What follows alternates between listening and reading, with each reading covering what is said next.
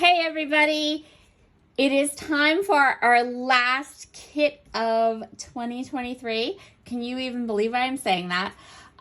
For How to Kill a Kit with Style. So this month, some of the girls are choosing to use the theme All the Colors. Some girls are choosing to use the theme Texture. I am choosing to use all those themes.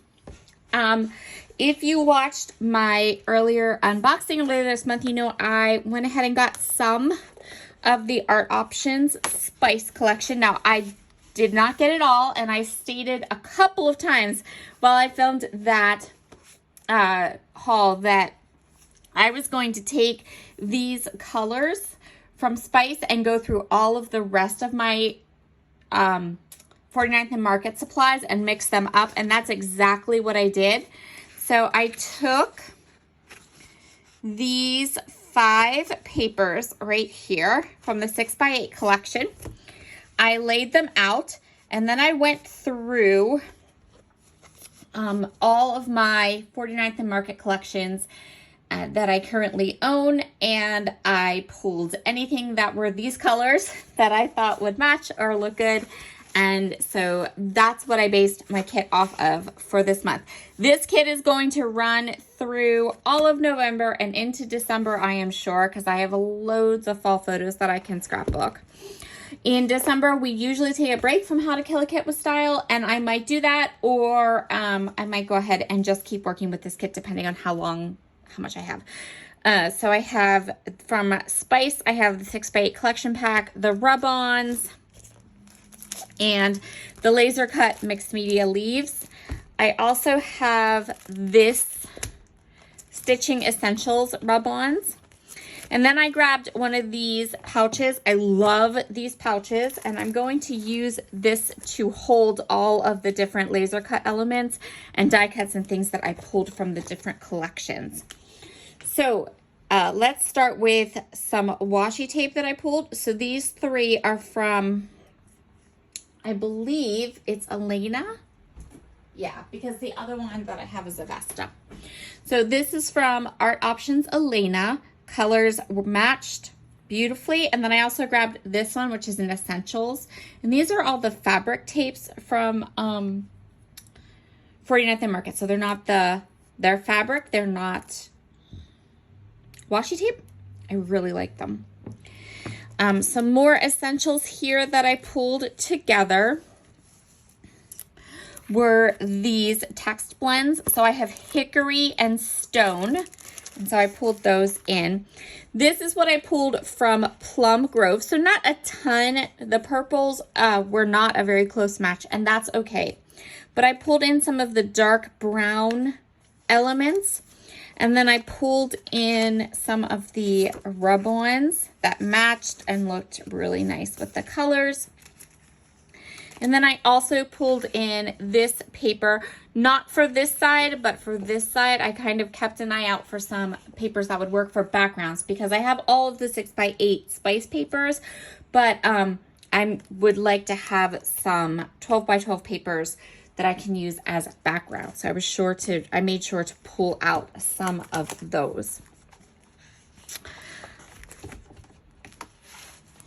These laser cut elements here are a perfect match to the orange and the teal and Spice, and these are from Elena. So the same line that the washi tape came from, these laser cut die cuts came from too. From Spectrum Sorbet, I have pulled out a collection of sayings, title pieces. A lot of these are the die cut ephemera pieces, some of the laser cut elements. And like I said, I'm just going to put these all together and into this pouch. And then I also have here some more rub-ons. Another thing, I'm going to keep this kit together through December, I think, because I really would like to work in my Ancestry journal. And my Ancestry journal, I want it to be cohesive, so I use primarily 49th and Market lines collections and things from them for that project. So I probably will use this kit for that project into December as well. So from Spectrum Sorbet, I grabbed this paper for this.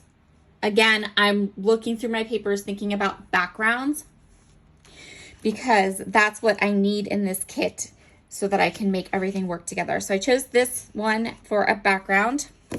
And this is what the other side looks like in case you're interested. And this is from Spectrum Sorbet. I also chose this paper, and I chose it for these teal colors just looked so nice. And the leaves, these leaves, I'll show you here quick. So if you put these leaves up against that paper, it looks so nice. So I went ahead and grabbed that one. And then the other one that I grabbed, this one's also from Spectrum Sorbet. And I chose this one. Again, I was looking for backgrounds. I love this paper. I love this background. Lots of room and lots of ways to play with that. The last 49th and Market collection I pulled up from was the Spectrum Gardenia. So Spectrum Gardenia, I purchased quite a bit of this line, and I'm having the hardest time using it. So I haven't done one layout with it.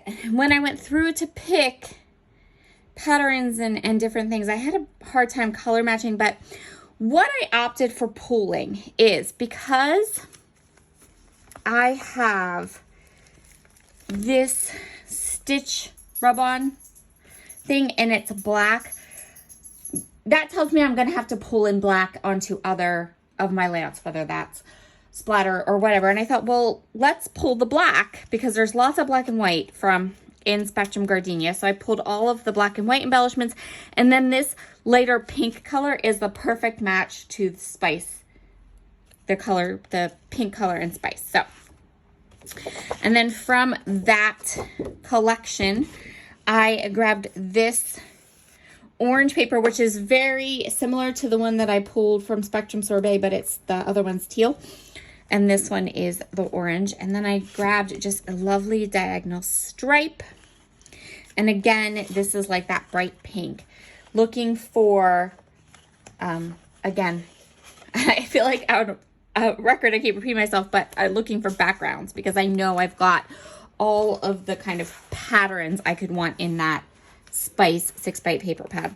So that is going to be my fall kit. I will be working with this kit for the month of November, and I'm going to do some ancestry project pages. Like I said, I'm going to work into it into November because so many of my products are from a Cherry on Top. I can use them for my Cherry on Top design team projects as well. So there should be lots of content using this kit coming up for you in November.